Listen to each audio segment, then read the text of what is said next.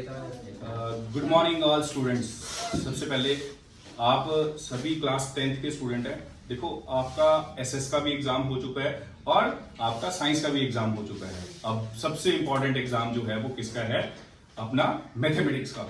अब आपके पास सिर्फ कितने डेज हैं? आज से आपके पास 9 डेज पेंडिंग है और मैं जो आपको 9 डेज के अंदर काम करवाऊंगा वो सारे का सारा हाईली इंपॉर्टेंट होगा और वो आपको पेपर में 101% हेल्प करेगा। Each question, each and every question most important है। आपने हर एक क्वेश्चन मेरे साथ साथ सॉल्व करना है क्योंकि ये आपकी फाइनल एग्जाम के अंदर बहुत ज्यादा हेल्प करेगा।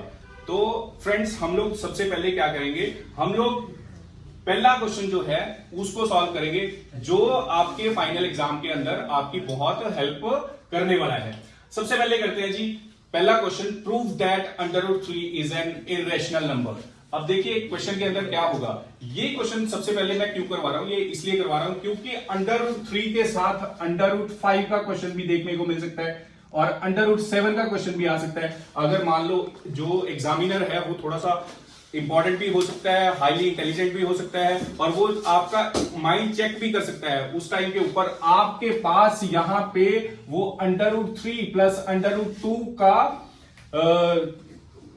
प्रूव करने के लिए भी आपको दे सकता है और इन दोनों के अंदर प्लस वाला क्वेश्चन भी आपको प्रूव करने में आ सकता है कि prove that √3 plus √2 is an irrational number. अब देखिए, सबसे पहले इस क्वेश्चन को सॉल्व करने के लिए आपको यह पता होना चाहिए कि ये वाला क्वेश्चन जो है वो हम लोग कैसे प्रूव करेंगे। इस क्वेश्चन को प्रूव करने के लिए सबसे पहले आपको यह पता होना चाहिए कि आप लोग we will prove that √3 is an irrational number. किसके, कौन से मेथड के द्वारा सॉल्व कर रहे हैं? तो आपको पता होना चाहिए कि ये है जी कॉन्ट्राडिक्शन मेथड। कौन सा मेथड? Contradiction method. हम √3 को इरेशनल प्रूव करेंगे, उसके लिए कौन सा मेथड यूज कर रहे हैं? Contradiction method. कौन सा मेथड भाई? Contradiction method. आप सबसे पहले ये मान के चलोगे कि √3 जो है वो क्या है? वो रैशनल नंबर है। मैंने आप सभी को बताया कि ये क्या है? √3 जो है वो रैशनल नंबर है। ये हमने अज्यूम किया है। ये हमने क्या किया है? अज्यूम किया है, यानी कि हमने इसको लेट कर लिया।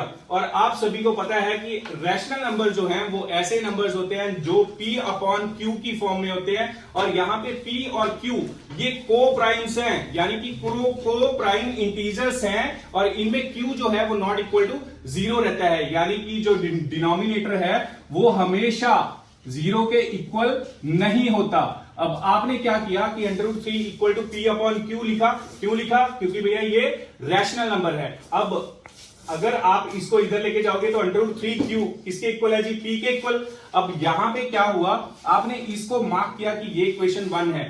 अब आप क्या करोगे? On squaring both side. अब इस इक्वेशन को दोनों तरफ अगर आप स्क्वायर करते हैं तो √3 का जब आप स्क्वायर करेंगे तो 3 आएगा, साथ में Q का स्क्वायर इक्वल टू किसके आ गया जी? P square.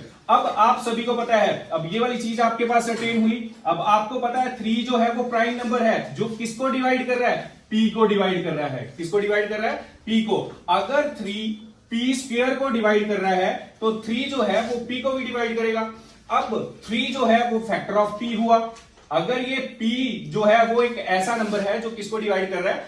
Q को डिवाइड कर रहा है। बेसिकली क्या होता है स्टूडेंट्स, यहां तक जो नॉर्मल स्टूडेंट्स होते हैं वो सारे के सारे यहां तक क्वेश्चन को सॉल्व कर लेते हैं, बट असली क्वेश्चन जो है वो इसके बाद ही सॉल्व होता है। अगर आप यहां तक क्वेश्चन सॉल्व कर दोगे तो एग्जामिनर जो है वो आपको हाफ मार्क्स देगा, बट अगर आप इसके आगे क्वेश्चन को सॉल्व करते हैं तभी आपको फुल मार्क्स मिलेंगे, अदरवाइज आपको फुल मार्क्स नहीं मिलेंगे। आप लेट करोगे कि P is equal to 3A। आपने यहां पे माना कि जो P है वो किसके इक्वल है? 3A। और यहां पे A जो है वो होल नंबर है। A जो है वो क्या है? Whole number. सब्स्टिट्यूट करेंगे वैल्यू ऑफ P किसके अंदर? इक्वेशन नंबर 1 के अंदर। किसके अंदर भैया? इक्वेशन नंबर 1 के अंदर। तो √3Q किसके इक्वल है जी? 3A के। इस इक्वेशन को आप स्टार लोगे।